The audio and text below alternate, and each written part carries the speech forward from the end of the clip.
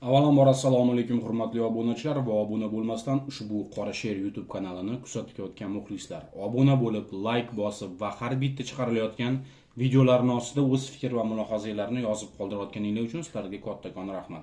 Bilasizlar, hozir YouTube ijtimoiy tarmog'ida bir video avj olgan. Bu video Kazan shahrida samasud qilib bir bolani ko'tiga butilka tiqilgan video juda ham avj olyapti. U video Nasim Xolov YouTube kanalida chiqyapti.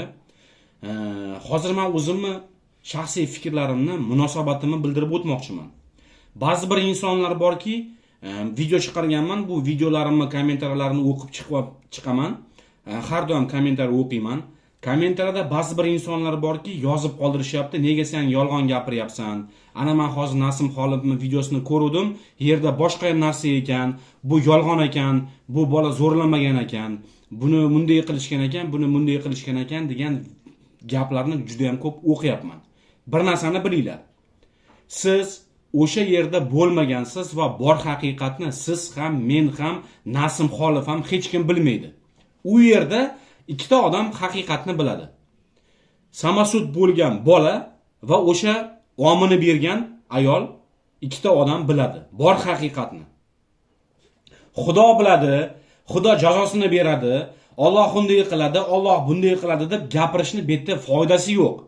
Sababi ikkita odam bor haqiqatni biladi. Ikkita odam bo'ldi.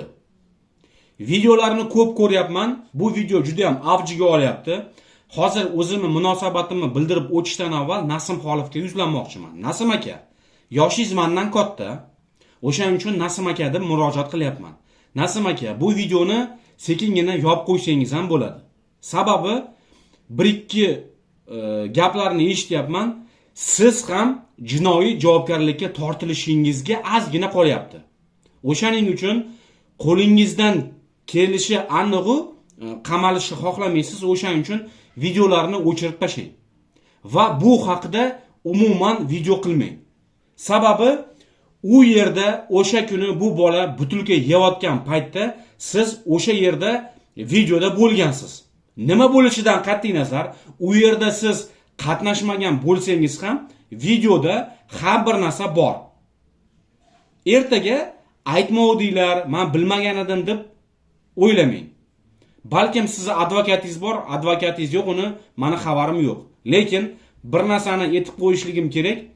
99% javobgarlikka tortilib ketishingiz ozgina turibdi. O'shaning uchun bu videolarni yig'ishtirib, boshqa videolarni o'yida, harakatida bo'ling. Sababi u yerda hozir nima bo'lishidan qat'iy nazar, u bola zo'rlaganmi, zo'rlamaganmi, uni hozir tergov hal qiladi. Tergov hal qiladi.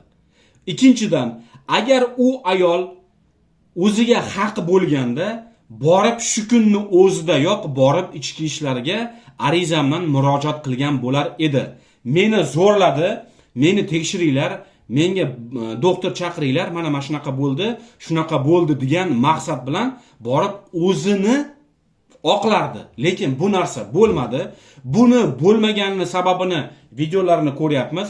U ayol bez dokument nelegalni yurganligi uchun bu narsalar qilinmagan degan gaplarni gapiryapti. Bu hammasi befoyda gap. Bo'lar bo'lmas gaplar. Hozir har bir inson u bolani tarafini oladiganlar, ayolni tarafini oladigan insonlar ikki tomonga ajralgan hozirgi paytda. U bolani yomonlashyapti, qizini yomonlashyapti. Bu yerda bor haqiqatni tergov hal qiladi. O'shaning uchun Nasim aka videolarni olib tashlang. Kulgu, izdivatelь.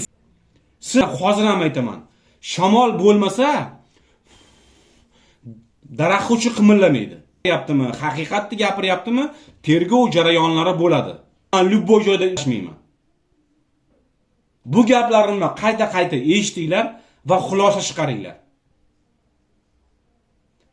Bu bola kaltak yeyotgan paytda primoy efir bo'lgan. Primoy efirda Nasim Xolov hamma narsadan xavori bo'lgan. Bo'lmaganmi? Ikkita odam biladi. Bo'ldi. Shouni to'xtatinglar.